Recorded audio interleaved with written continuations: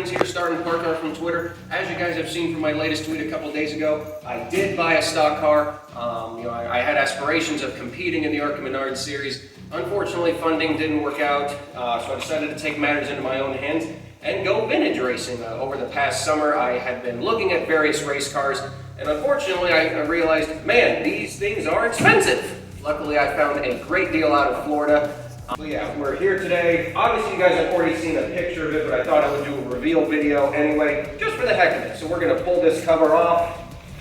Hopefully this comes off.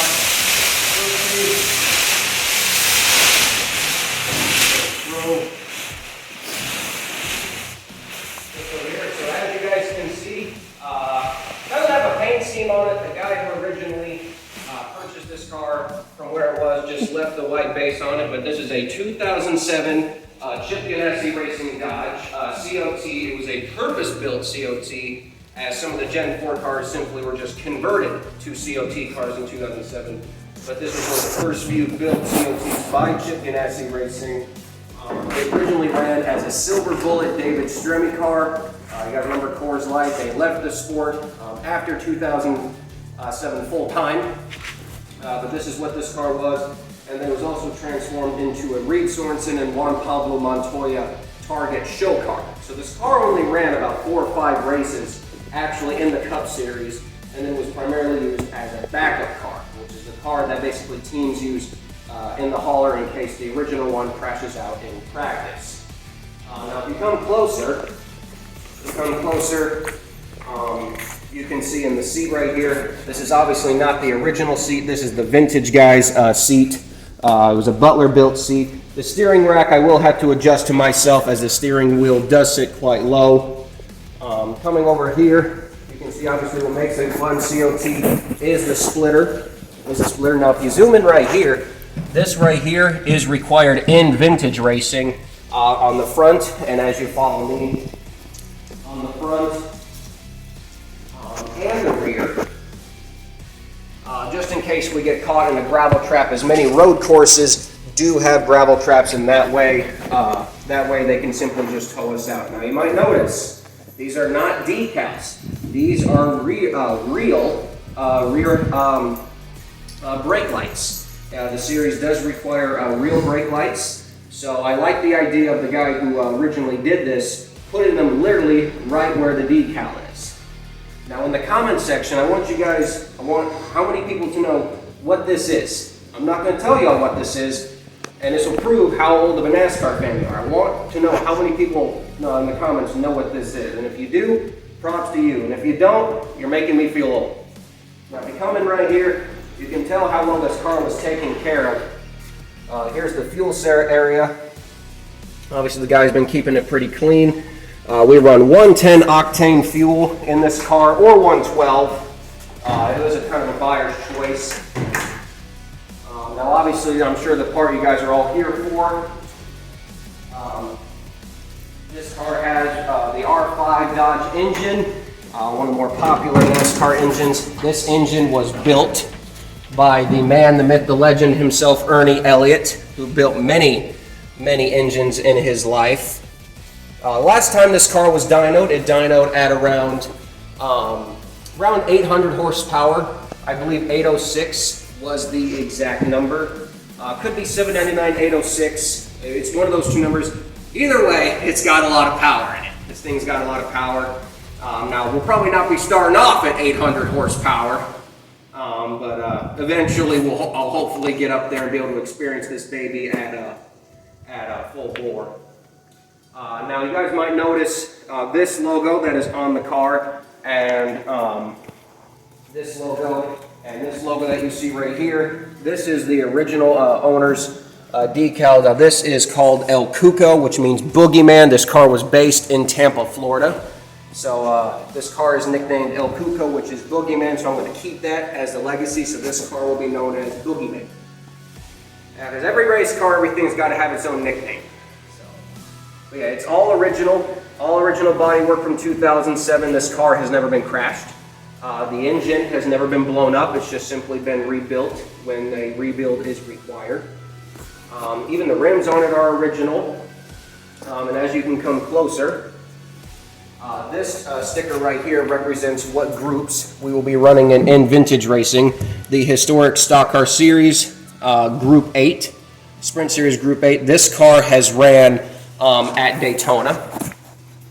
In vintage racing, I should say, this car has ran at Daytona. This car has ran at Sebring.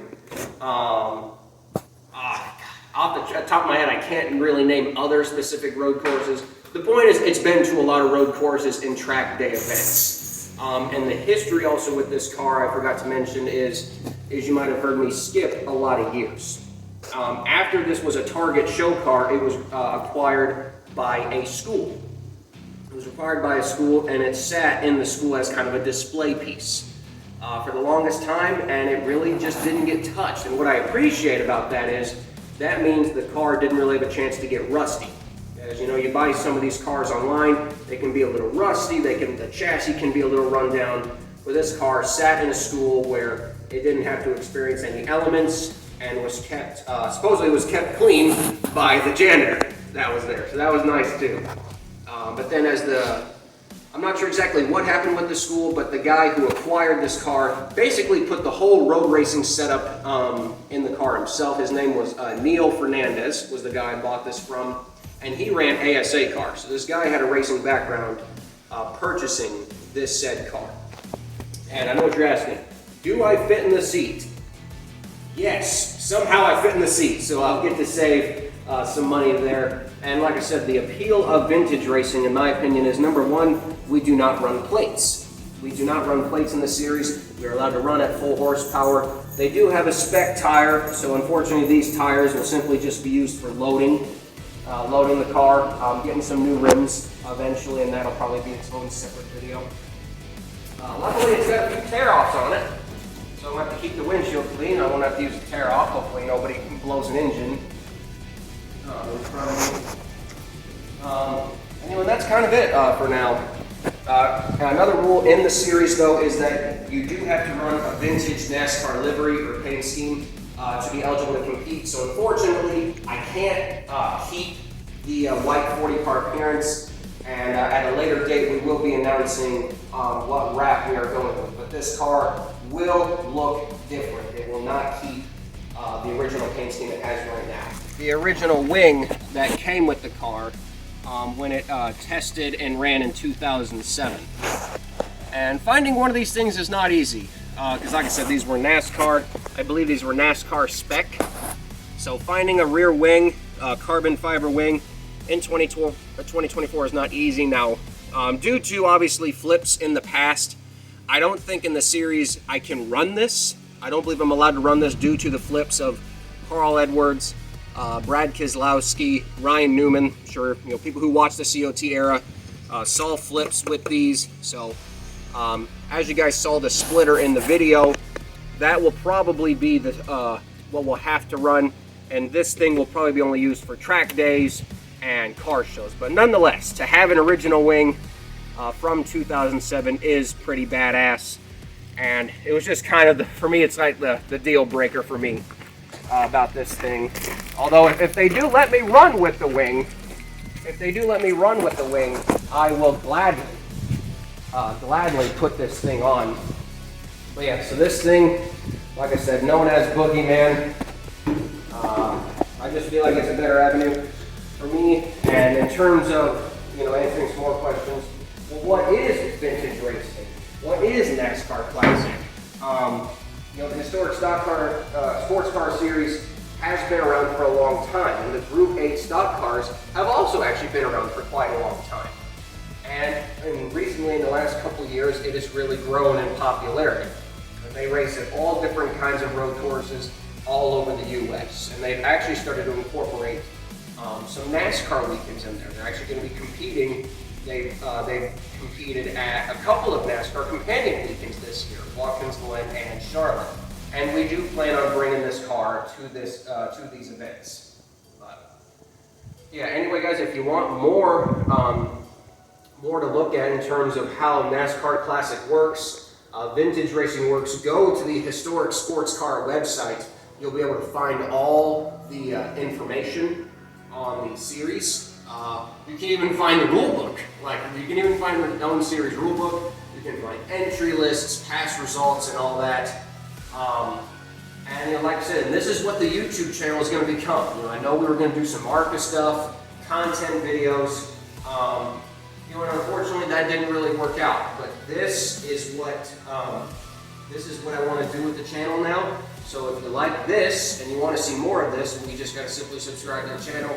We'll be doing track days, car show vlogs, race day vlogs. We will get a dash cam in the car. So that way, for every race weekend I go to, you guys will be able to ride along with me.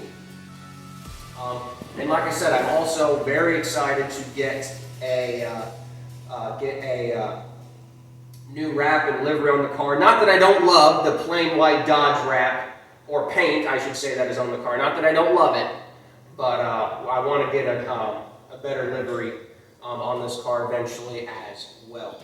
And don't worry, we will be starting up the engine shortly, so they'll either be added to this video or it'll simply be a part 2. But anyway, guys, thank you for joining me. Thank you all for the continued support. Like I said, we just hit 2,000 subscribers on YouTube and we hit 6,000 followers on X. I really can't thank you. I don't know why you guys appreciate me, but you do. And I appreciate all the support. Let's keep it up.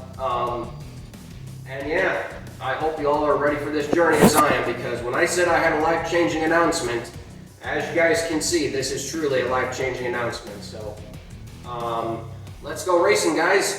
Thank you all for watching, and we'll catch you all in the next video. I'm Kobe Evans, and I give you all the goodbye salute. So long.